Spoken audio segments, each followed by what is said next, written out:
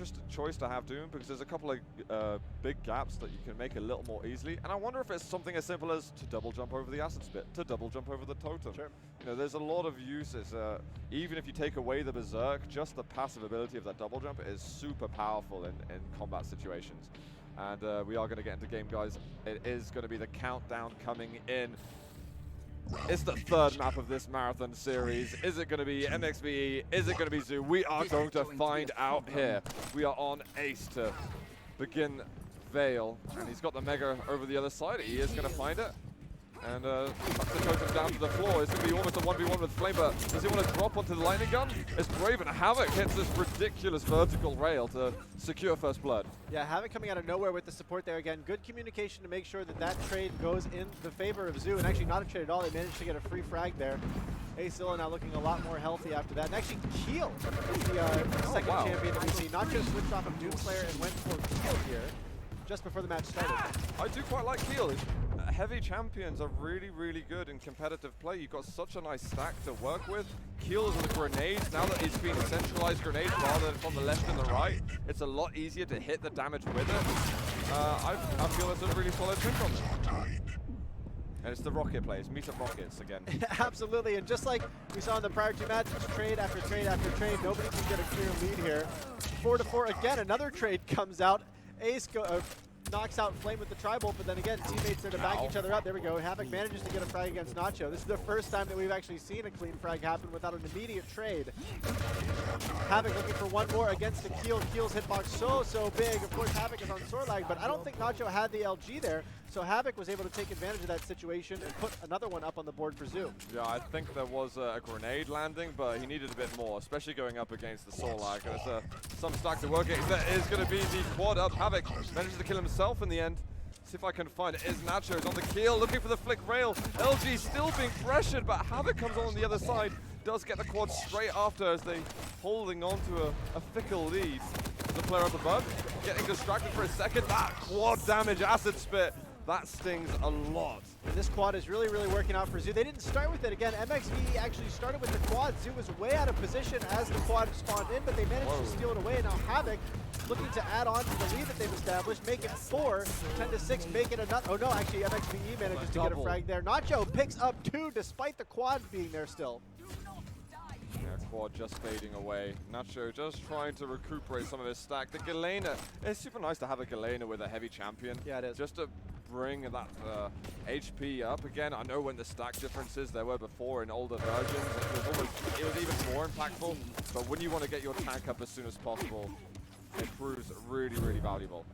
Flame was such a bully with the LG there. Can he do it again here against Azilla? Nope, Azilla says, hey, why'd you do that to my teammate? Comes in and answers with some rockets.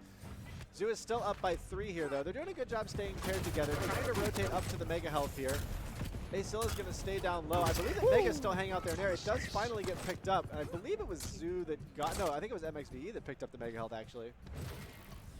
I'm going to switch over to actually a couple of the MxVe players. They are behind for now. And I switch at the right time as Nacho's going to hit a wonderful double rail. His stack isn't terrible. It's got to watch out a little bit for the acid. That rush from HaVoC was ridiculous. I don't know that I've seen any of the kill grenades come out at all. I'm not really sure if they've been used yet. I think he just took the heavy champion for the stack. Flame, they're able to add on 2 more. Let's go over to Flame, actually. Haven't seen much of him on Veil. And again, we are starting to get to that large frag difference for these two teams, which was, what, 4 or 5? This is what we call a one-sided scoreline when these two teams go against each other. This is closing up yet again. I mean, it feels like, I don't want to jinx it, but it really feels like we're going into another close match here. Flame is a brave soul here, challenging the sword lag that's carrying the protection. He did so much damage against HaVoC, though. HaVoc's in trouble now, trying to fall back. Wow. Can he hold on? He can't do it, so MxVe is going to steal the protection just back. It's usually ZU stealing the quad, but this time it's MxVe stealing the protection. I think he wants to go in on this. He's got a couple of seconds left of it. He's got to watch out for that totem. That's Azilla who manages to get a lot of work done there. But both the players are low. The machine gun coming in. They know how weak he is. Well, he just fades away, trying to keep control of that upper position. You don't want to get too greedy. There's the grenade. Landing a little bit of it. And Nacho secures it with the machine gun. And MxVe is in position for this Mega Health every single time. They tried to rotate to Heavy Armor. They're going to be a little bit late there, but Mega is absolutely locked down. A one frag game. Those major items are going to mean so much, especially in the later minutes of this match. Big trade favoring Zu on this occasion. But again, it's not a big difference to split. We've got Nachos, has the rail from that spawn. 2 good shots, look at the flick at the top. He hits the grenade, almost hits the rail follow-up. I want to actually find Ace. Well, actually, Zu managed to get 2 frags there, so HaVoC was way under pressure. AceZilla came to bail him out. He got 1 kill, and then later, elsewhere on the map, managed to get another one. Nacho manages to get the telefrag on AceZilla. So again, MxVe holding it to a 3 frag deficit. All these rockets, they don't barely know that he's there. He's picking up almost a free kill, and there's the double kill. It's a crazy man, pushing it alone with the rocket launcher and getting it done. So Zu able to add another set of frags onto it. I believe it's a 5 frag lead right now, and again, that's as wide as we've seen a lead between these 2 teams so far. Well, it's closed in again as we see Nachos manages to get 1 back. We've got Ace, who's just sitting on the squad. It's up in 3, 2, 1, and now, and he is unchallengeable. There's HaVoC's also going to get a 1 versus 1 of the Acid Spear. LG up at the top. I believe that is Flames just trying to get some damage done, but he's low on HP. He does drop down and it does fall. There's the 5 frag difference yet again. Oh, we've got a quad totem, I think? He can't push through that choke point. He's got way too much of this quad left to be doing that. He does do it anyway. He gets the 100 HP, so he's not available, and that is going to be a double kill, up to 7.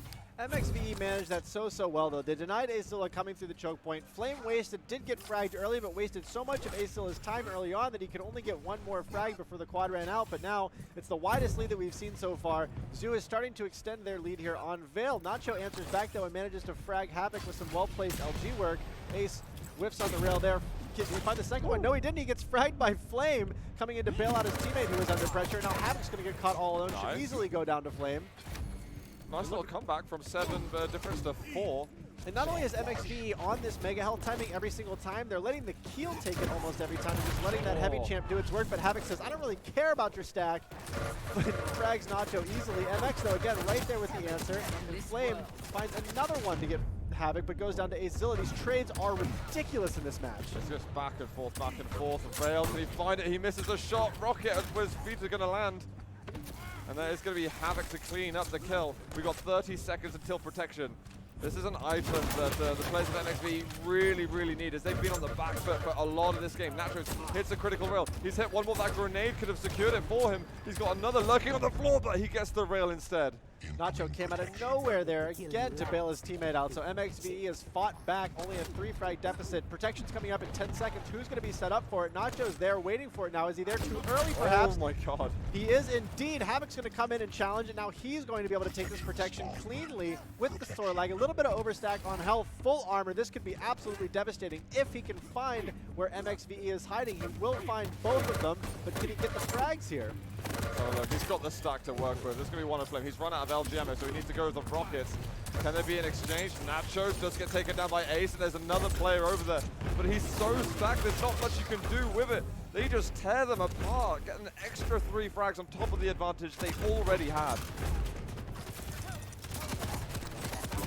Well, there's no protection now. Just to rail the totem away, missing the further shots. Flame misses his rail. That's going to be 2 more. We got a 10 frag difference. Yeah, Flame, that was a little bit of an ill-advised switch over to the railgun there. I don't know if he ran out of ammo or he decided to go for style points and flip on over to the railgun, but HaVoC was so low there. But Flame could not finish him off, and this is, again, now a 10 frag lead. Zu is starting to extend the lead. We will see a quad come up here in pretty short order, 1 minute until that. MxVe is going to desperately need it, or Zu is going to run away with map number 3. Yeah, exactly. I mean, we've had 2 absolutely unbelievable maps. This map has still been so much fun to watch, but maybe this is an arena that is just favoring the Zu players. However, we did just get a double from Nacho. They do need a lot more from that. It's certainly something to be excited about, but we need them to get on the quad dash. If they can get on the quad, then I really feel that the comeback is possible. Yeah, when you lose control on Veil, it's very difficult because Rocket and LG are pretty close to each other. So when you're getting fragged, you're coming back with no weapons. You need to get to that LG or Rocket safely somehow. And it's been very difficult for MxVe to get there without having to at least answer with a trade. And over time, Zu has chipped away at them. Oh, Rockets are good. Really nice plays just then. They brought it to 7. They should hear the announcer saying that there is a quad on its way. And now Nachos has actually got a good side. Last time he was trying to protect the power-up, it was when he was just 100 health and 0 anything else. Now he might even get it. HaVoC doing the same strat as before. He's got so many grenades, I'll just fly them up there if possible. But that quad has been taken by Ace, and he's just charging down now with the machine gun. Nachos had so many grenades available to him to just throw them up there, try to get those 50 damages out. But now we should get AceZilla and HaVoC making their way to 40 plus before the quad ends. Yeah, and I love how satisfied they are just to control this quad instead of hunt. They realize that they're 9 frags up. They don't need to take risks and lose this quad, so they're going to stay nice and paired up. If they find extra frags, they will happily take them. There's one. Can they make it 2 again? Flame, great at wasting time on it, but he is going to go down pretty early there to Ace.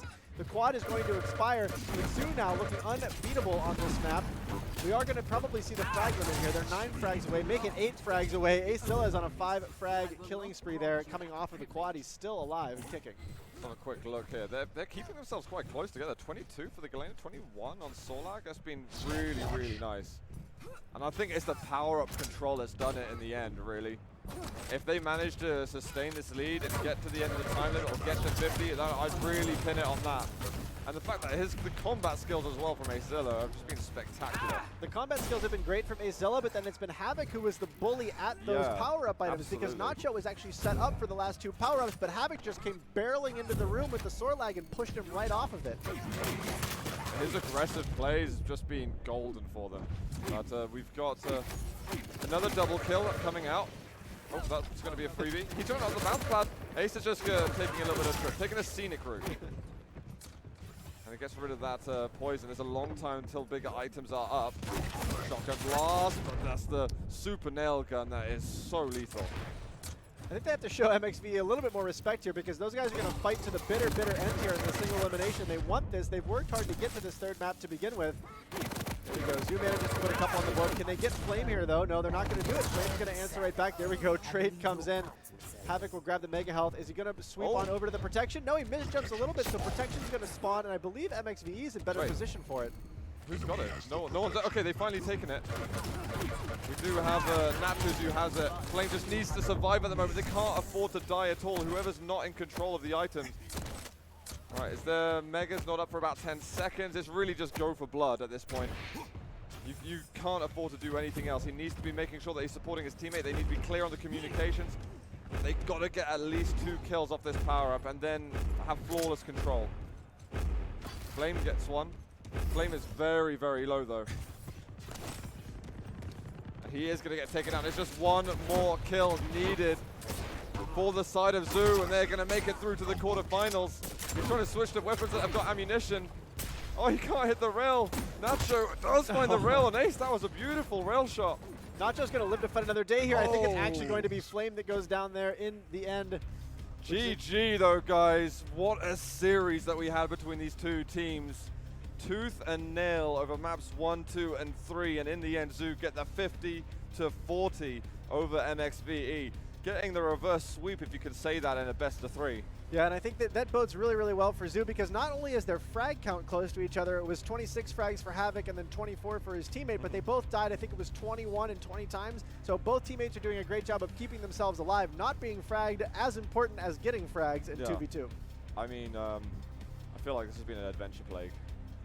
I wasn't ready for this, you know. Like not back-to-back rounds, not from the round of 32 to the round of 16. Where we're going to see games that won't have a larger spread than 4 frags for most of the time. I clearly need more endurance training at the moment because I feel exhausted after that. But you know what, guys? You guys can also take a small break. We're going to go for 5 or 10, and when we come back, we're going to make it through to round 3.